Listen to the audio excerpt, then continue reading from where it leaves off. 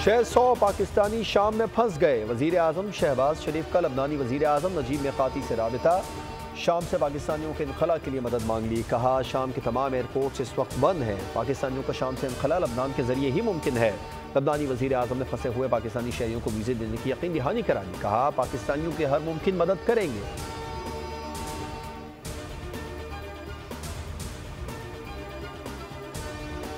किसी नए निज़ाम या नई कानून साजी को तस्लीम नहीं करेंगे। कैसे मुमकिन है कि मदरसे का कोई मामला आए और हम समझौता करें।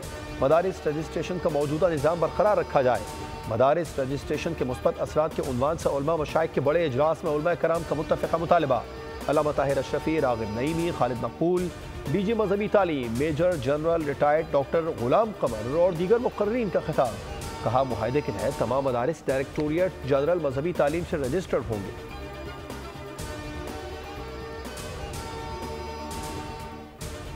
और मदारिस बिल पर हुकूमत की कोई तजवीज़ कबूल नहीं। अगर इन्होंने हुकूमत की कोई तरमीम की, चिमटे से भी पकड़ने के लिए तैयार नहीं है।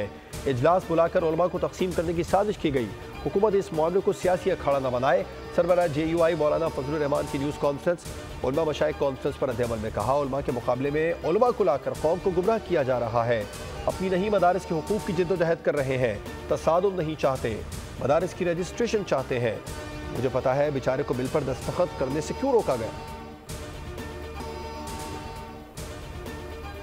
इसराइली फौज खाना जंगी से फायदा उठाते हुए शाम के अंदर दाखिल। गोलान की पहाड़ियों पर कब्जा कर लिया। बफर जोन में फौजी तैनात कर दी। इसराइली फौज शामी शहर कनीतरा में भी दाखिल। शाम के मुख्तलिफ मकामात पर बमबारी शुरू।